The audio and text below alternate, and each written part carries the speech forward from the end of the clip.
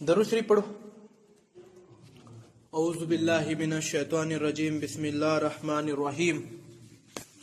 अल्लाहुम्मा सल्लि अला मुहम्मदिन व अला आलि मुहम्मदिन कमा सल्लैता अला इब्राहीम व अला आलि इब्राहीम इन्नका हमीदुम मजीद। अल्लाहुम्मा बारिक अला मुहम्मदिन व अला आलि मुहम्मदिन कमा बारकता अला इब्राहीम व अला आलि इब्राहीम इन्नका हमीदुम मजीद। अल्लाह ताला का बेहतरीन फजल हुआ, एहसान हुआ, करम हुआ कि अल्लाह ताला ने जो है हम सभी लोगों को इस बेमिसाल जुमा के दिन को मनाने की तौफीक नसीब अता फरमाए। इस जुमा के दिन को मनाने के लिए हम सभी लोगों को उसकी मजलिस में बैठने की तौफीक नसीब अता फरमाए। दुनिया में पिछले जुमा में बहुत से लोग थे हमारे साथ, लेकिन आज के जुमा में उनमें से बहुत से लोग जो है आज नहीं है।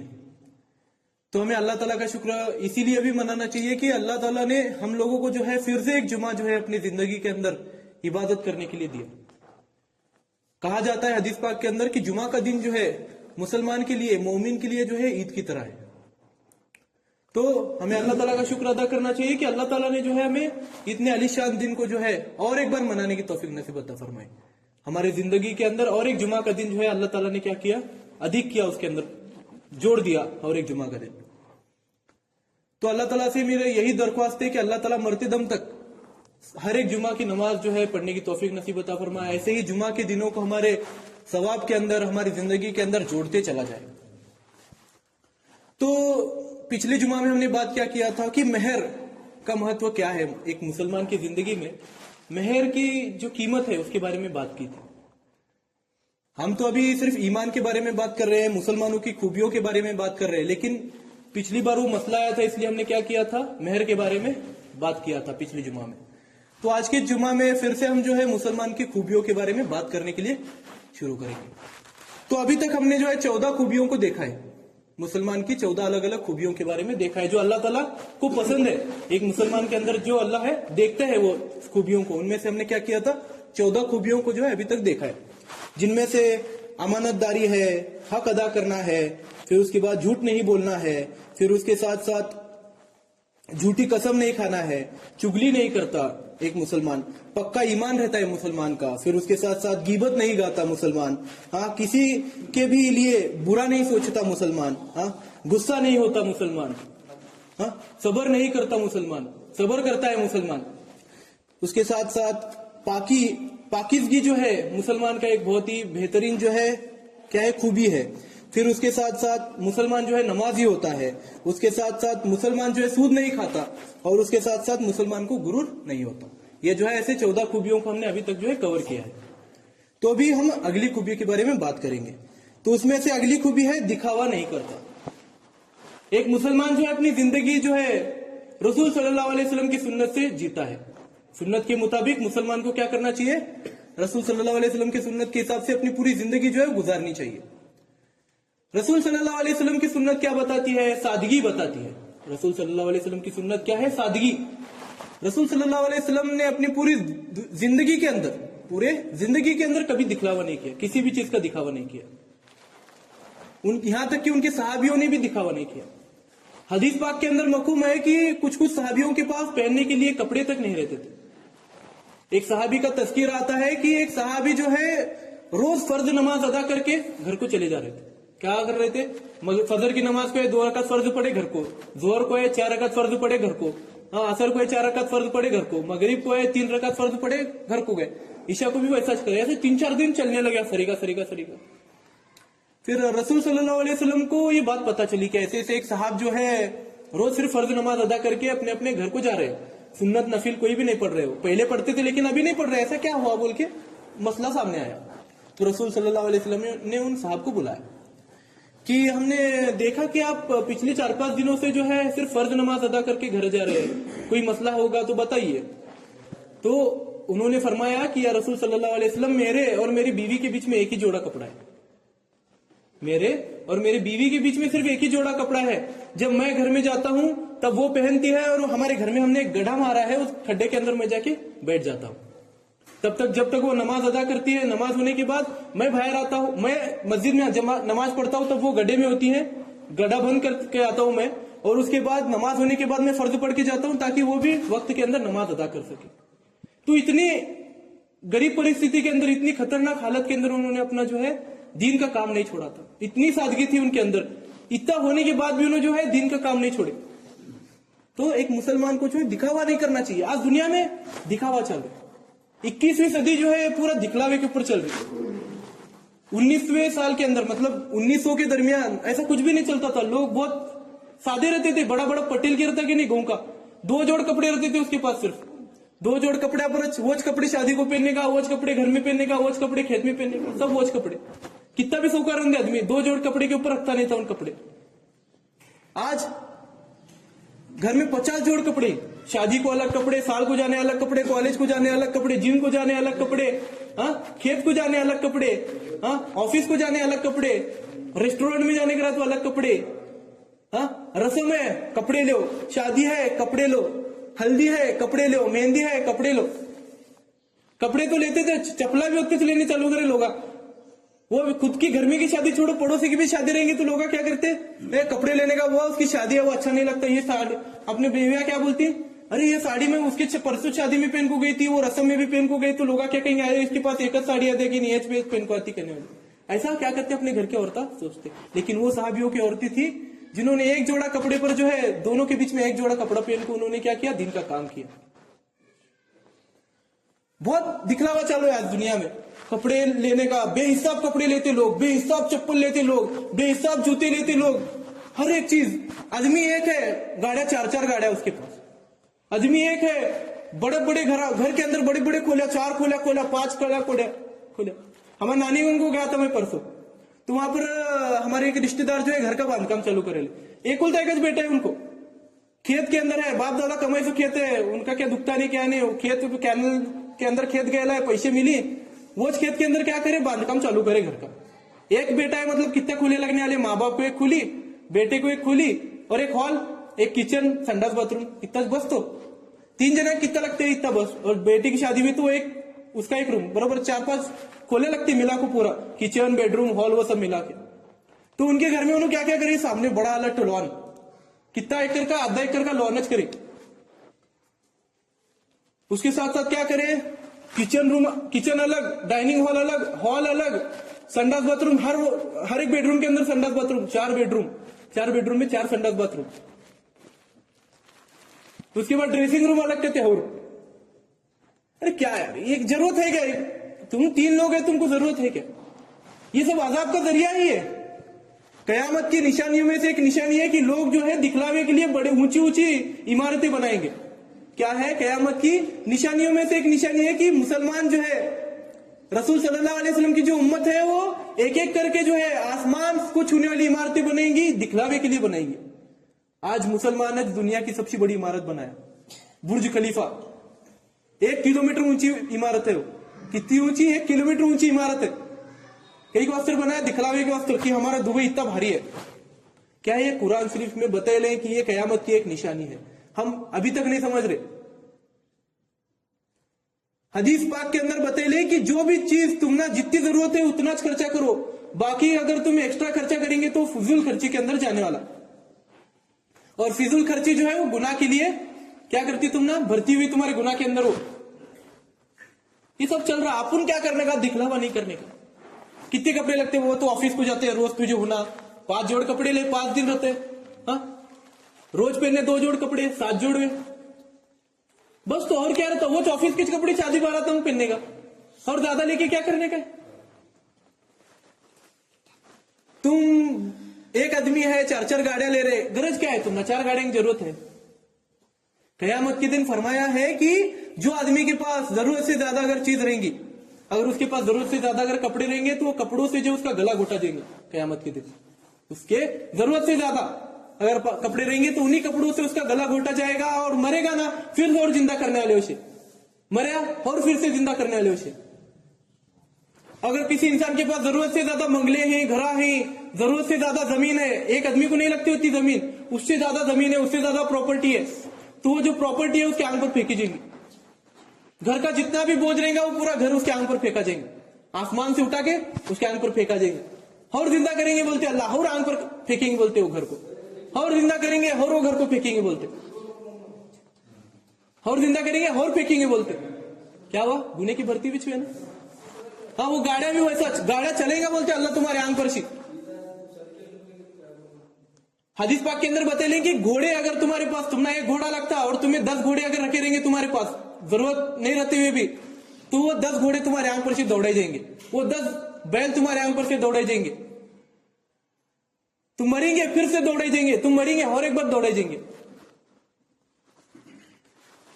तो इन सभी चीजों से अगर बचने का है तो अपने क्या बोले, दिखलावा मत करो। तुम ना जितनी जरूरत है उतना तुम खरीदी करो, उतना इस्तेमाल करो, और उसके साथ साथ जो है, उसके साथ साथ क्या करो, ज़कात अदा करो। अगर तुम्हारे पास जरूरत से ज्यादा अगर कपड़े हैं तो कपड़े गरीबों में तकसीम करो। हाँ, जरूरत से ज्यादा अगर जो है तुम्हारे पास घर दार है तो तुम क्या करो, गरीबों को भाड़े पर दो। हाँ, जिनको घर नहीं है उनको घर पर दो, उनको एक कम कीमत के अंदर उनकी कनीसी क्या लो, अदायगी लो। हाँ, अगर वो जगह तुमने किसी देने की भी नहीं है तो उसकी जो जितना भी उसमें से पैसा मिलता उसे ज़कात में अदा करो, 2.5% ज़कात अदा करो उसकी। जानवरों का हक अदा कैसा करने का, जानवरों का हक अदा करने के लिए क्या बतेली कि तुम वो जानवरों की भी ज़कात अदा करो कि वो भाई ये जानवरों से अपने को कितना उत्पन्न मिलता, उस उत्पन्न के हिसाब से अपन क्या करने का, ज़कात अदा करने का। वो जानवरों को टाइम पर खाना डालने का, टाइम पर पानी पिलाने का, ये भी जो जानवरों का क्या हुआ, हक अदा करे जैसा हुआ। तो एक मुसलमान जो है कभी दिखलावा नहीं करता, और जो मुसलमान जीते जी दिखलावा करे इस दुनिया के अंदर तो कयामत के दिन उसका बहुत ही बुरा असर होगा। अल्लाह ताला फरमाते हैं कि मेरे पास जितनी प्रॉपर्टी उतनी तेरे पास काहे रे, मैं सातों जमीन सातों आसमान का मालिक हूं, मैंने बनाया है हर चीज को, मैं हर चीज पर कादिर हूं, और तू जिस दुनिया में रहता है उस दुनिया की कीमत मेरे सामने एक लंगड़े मच्छर के पर के बराबर नहीं है, और उस दुनिया में रहने वाला तू एक मनी का कतरा मेरे सामने दिखलावा करता, मेरे बंदों के सामने दिखलावा करता। क़यामत के दिन अल्लाह बोलेगा, बोलते हैं बात, एक मनी का कतरा, एक गंदे मनी का कतरा है तू, और तू मेरे बंदों के सामने तू दिखलावा कर रहा, क्या औकात है तेरी। शद्दाद सब लोगों को मालूम है, कारून सब लोगों को मालूम है। शद्दाद दुनिया में सबसे ज्यादा प्रॉपर्टी जो है अल्लाह ताला ने शद्दाद को दी थी, बोलते उन्हें दुनिया में जन्नत का निर्माण कराया था, बोलते दुनिया में जन्नत बनाया था, बोलते अल्लाह के फजल से। सिर्फ उसे गुरूर आया, उन्हें दिखलावा करने की कोशिश करा, अल्लाह ताला इतना खतरनाक मौत दिया उसे कि उन्हें जन्नत के, उसके जन्नत के इस पर भी चौकट पर पांव रखने से पहला उसका इंतकाल। अल्लाह ताला बता खुद ही कर, मेरे अंदर ताकत है कि मैं तुझे जब चाहूं जहां चाहूं वहां पर मार सकता, मेरे सामने तू दुनिया में कितना भी ताकत रन दे, कितना भी प्रॉपर्टी रन दे, कितनी भी ज्यादा रन दे, तो कुछ भी नहीं है मेरे सामने। अक्षरशः उन रोता था, बोलते मौत के फरिश्ते के सामने इल्तिजा करता था, बोलते शद्दाद कि मुझे सिर्फ मेरी जन्नत देखने दे, मैंने अपनी पूरी जिंदगी की कुंजी इसमें लुटाई है, सिर्फ एक बार मुझे देखने दे, एक क्षण की मोहलत दे मुझे, मैं सिर्फ देख के आता, एक नजर मारता मैं। मौत का फरिश्ता नहीं सुना, क्या उन्हें सिर्फ दिखलावा करने की कोशिश करा तो अल्लाह ताला उसकी खुद की बनाई हुई जन्नत को उसे देखने नहीं दिया, और चौकट पर जो उसकी जान लिया अल्लाह। कारून जिसके पास इतना खजाना था कि उसके खजाने के जो चाबियां ही 40-40 पहलवाना उठा को ले जाते थे, बोलते कितने तो घोड़ों के ऊपर, कितने तो खच्चरों के ऊपर रख के। उसे सिर्फ मूसा अलैहिस्सलाम क्या बोले कि तुम जो है ज़कात अदा करो, तुम्हारे पास इतनी ज्यादा प्रॉपर्टी, इतना पैसा है, तुम सिर्फ ज़कात अदा करो, अल्लाह ताला की तुम्हारे पर मेहरबानी होगी, तुम्हारे माल के अंदर और बरकत होगी। तो उन क्या बोले, ये पैसा मैं खुद कमाए से, मेरे दिमाग से कमाए से, मेरी होशियारी से कमाए से, कौन सा अल्लाह, क्या अल्लाह, मेरे पास इतना पैसा है मैं खुदा हूं बोले। तो अल्लाह ताला क्या करे, उसकी पूरी प्रॉपर्टी, पूरे पैसा, पूरा सुन्ना, पूरा अड़के, हर एक चीज के साथ उसे रेगिस्तान के अंदर दफनाया, और कयामत के दिन तक वो दफना नीचे जाते रहेगा, बोलते उतरते रहेगा, बोलते क्या हुआ, दिखलावा करे, वो ज़कात अदा नहीं करे। है तुम्हारे पास प्रॉपर्टी है, ज्यादा था, एस्टेट है, सब कुछ है, पर दिखावा मत करो, सादगी से जिंदगी बिताओ। जो इंसान सादगी से जिंदगी बिताएगा वो फलाह को पहुंचेगा, क्योंकि वही अपने रसूल सल्लल्लाहु अलैहि वसल्लम के जीने का तरीका है, वही अपने सहाबियों के जीने का तरीका है। तो दिखलावा मत करो, सादगी से अपनी जिंदगी बिताओ, क्योंकि एक मुसलमान कभी भी दिखावा नहीं करता। उसके साथ साथ मुसलमान जो है किसी को नाहक तकलीफ नहीं देता। क्या करता नहीं मुसलमान, किसी को भी नाहक तकलीफ नहीं देता, वो चाहे एक जानवर रंदे, एक चूटी रंदे, हाँ एक इंसान रंदे, कोई भी रंदे, किसी को भी नाहक तकलीफ नहीं देता। हदीस पाक के अंदर मफहूम है कि अगर कोई इंसान किसी जानवर को एक पत्थर भी मारेगा तो वो जानवर को पत्थर लगने से पहले, नाहक पत्थर अगर मारेगा तो उस जानवर को वो पत्थर लगने से पहले उसकी सभी नेकियां जो है मिटाई जाएंगी उसके नाम अमल में से। तो अपने को क्या करने का, ना किसी भी चीज को तकलीफ नहीं देना है। अपना धर्म क्या बताता है? अहिंसा अपने धर्म का सबसे बड़ा धर्म है।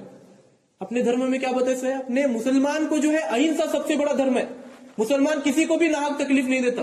और आजकल मुसलमानों का नाम लेके लोग दुनिया भर में दहशत मचा रहे, दुनिया भर में लोगों को तकलीफ दे रहे। एक मुसलमान कभी भी किसी को तकलीफ नहीं देता। अगर उन्हें मुसलमान है तो कभी भी किसी को भी नाहक तकलीफ नहीं देता। और आज क्या बोल रहे? मुसलमान आतंकवादी है, मुसलमान बॉम्ब फेंक रहे, मुसलमान ये कर रहे, मुसलमान वो कर रहे। हमें नहीं करना चाहिए वो। और जो अपनी जो इमेज बनी ली है ना, कैसा बोलते हैं, एक सड़े हुए आम की वजह से पूरी पेटी खराब होती करके बोलते, वैसे कुछ चंद जमातियों की वजह से, कुछ एक जमात के लोगों की वजह से, थोड़े लोगों की वजह से पूरा कौम जो है खराब हो रहा। अपने हदीस पाक के अंदर भी बतेले, कुरान शरीफ के अंदर भी बतेले, चारों आसमानी किताबों के अंदर भी बतेले कि किसी को भी नाहक तकलीफ नहीं देना चाहिए। अगर तुमने किसी को भी नाहक तकलीफ दी तो तुम मुसलमान नहीं हो। यहां तक कि यहां भी बतेले कि अपने बेटों को, अपने माँ बाप को, अपने पड़ोसी को, किसी को भी उस तक मत कहो। अगर नाहक अगर तुमने किसी को उस भी कहा तो तुम गुनहगार हो। और लोग क्या कहते, मुसलमान जो है कत्लेआम करते, मुसलमान जिहाद करते, ये करते, वो करते। मुसलमान धर्म के अंदर जो है अहिंसा को सबसे बड़ा स्थान दे ले। मौत का और जिंदगी का जो हकदार है सिर्फ अल्लाह है। अल्लाह की याद में मौत है, अल्लाह की याद में जिंदगी है। अल्लाह के अलावा किसी को हक नहीं है कि किसी को तकलीफ दे। अगर हमने किसी को भी तकलीफ दी है नाहक, तो जो है हम गुनहगार हैं। तो एक मुसलमान को जो है किसी को भी नाहक तकलीफ नहीं देनी चाहिए। कयामत के दिन एक ऐसा आदमी आएगा जिसके पास नेकियों का अंबार होगा, नेकियों के पहाड़ होंगे, इतने ज्यादा नेकियां होंगे कि वो सभी लोगों में उठ के दिखेगा, बोलते उसकी नेकियों की वजह से चमकेगा, बोलते वो आदमी। तो रसूल सल्लल्लाहु अलैहि वसल्लम ने फरमाया फिर भी वो आदमी जहन्नुमी होगा, फिर भी वो आदमी क्या होगा, जहन्नुम में जाएगा। तो साहबी क्या करे, पूछे या रसूल सल्लल्लाहु अलैहि वसल्लम इतने ज्यादा नेकियां होने के बाद भी वो आदमी जहन्नुम में क्यों जाएगा?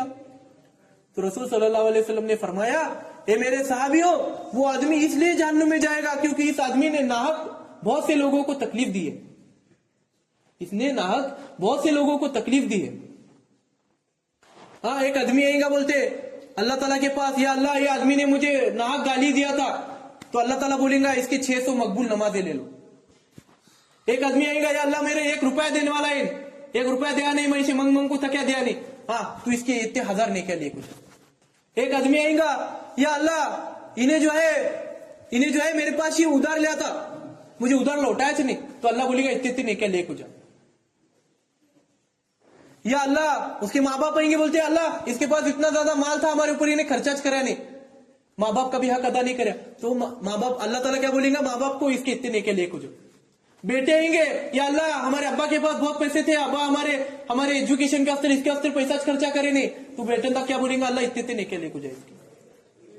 पड़ोसी आएगा, बोलेगा अल्लाह मैं बहुत परेशानी में था, मुश्किल में था, इसके पास पैसा था, इसके पास वो चीज थी जो मुझे जरूरत थी, लेकिन इसने मुझे वो चीज अदा नहीं की, तो अल्लाह ताला बोलेगा उस पड़ोसी को कि तू इसके इतने नेके ले कुछ। ऐसे करके सभी नेके उसके पूरे खत्म होंगे बोलते, और आखिर में सिर्फ उसके पास गुनाह बचेंगे बोलते। और भी बहुत सारे लोगों के उसने जो है हक अदा नहीं करे रहेंगे, तो वह लोग आएंगे बोलते सामने और बोलेंगे या अल्लाह इसके पास तो नेकिया नहीं, तो अल्लाह ताला बोलेगा तुम्हारे गुनाह जो है इसके सिर पर डाल कुछ। तो क्या हुआ, वो आदमी इतने सारे नेकिया होने के बावजूद भी जहन्नुम में गया। तो मुसलमान जो है किसी को भी नाहक तकलीफ नहीं देता।